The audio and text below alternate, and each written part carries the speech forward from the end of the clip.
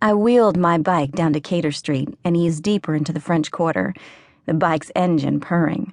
My shotgun, a Benelli M4 Super 90, was slung over my back and loaded for vamp with hand-packed silver flechette rounds.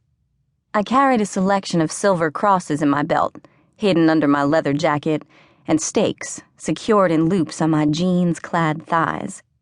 The saddlebags on my bike were filled with my meager travel belongings.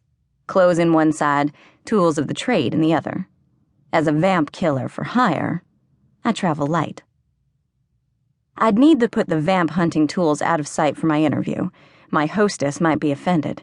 Not a good thing when said hostess held my next paycheck in her hands and possessed a set of fangs of her own. A guy, a good-looking Joe, standing in a doorway, turned his head to follow my progress as I motored past. He wore leather boots, a jacket, and jeans like me, though his dark hair was short and mine was down to my hips when not braided out of the way, tight to my head for fighting. A Kawasaki motorbike leaned on a stand nearby. I didn't like his interest, but he didn't prick my predatory or territorial instincts. I maneuvered the bike down St. Louis and then onto Dauphine, weaving between nervous-looking shop workers heading home for the evening and a few early revelers out for fun.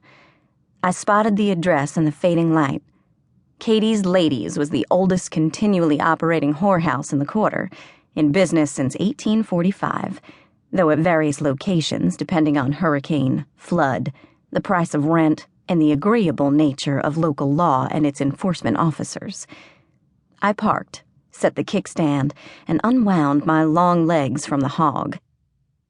I had found 2 bikes in a junkyard in Charlotte, North Carolina, bodies rusted, rubber rotted. They were in bad shape.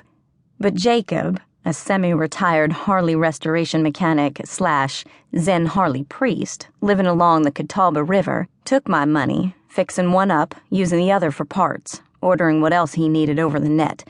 It took 6 months.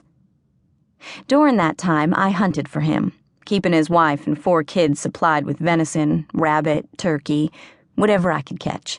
As maimed as I was, restocked supplies from the city with my hoarded money and rehabbed my damaged body back into shape.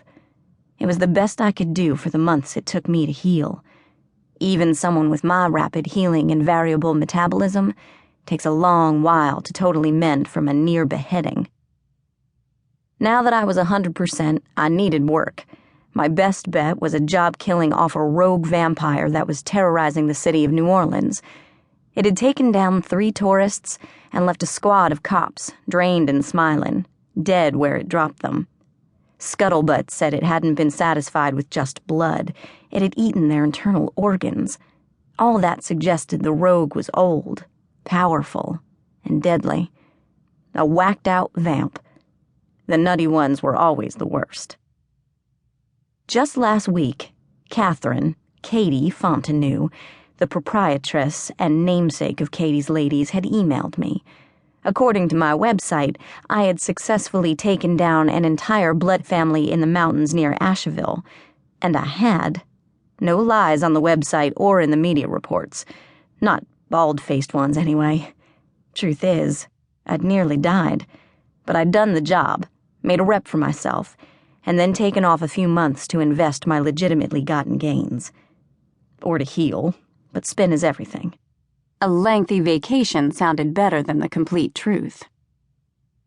I took off my helmet and the clip that held my hair, pulling my braids out of my jacket collar and letting them fall around me, beads clicking. I palmed a few tools of the trade, 1 stake, ashwood and silver-tipped, a tiny gun, and a cross, and tucked them into the braids, rearranging them to hang smoothly with no lumps or bulges. I also breathed deeply, seeking to relax, to assure my safety through the upcoming interview. I was nervous, and being nervous around a vamp was just plain dumb. The sun was setting, casting a red glow on the horizon, limning the ancient buildings, shuttered windows, and wrought iron balconies in fuchsia. It was pretty, in a purely human way. I opened my senses and I let my beast taste the world. She liked the smells and wanted to prowl. Later, I promised her. Predators usually growl when irritated. Soon, she sent mental claws into my skull, kneading. It was uncomfortable, but the claw pricks kept me alert, which I'd need for the interview. I had never met a civilized vamp, certainly never done business with one. So far as I knew, vamps and skinwalkers had never met. I was about to change that. This could get interesting.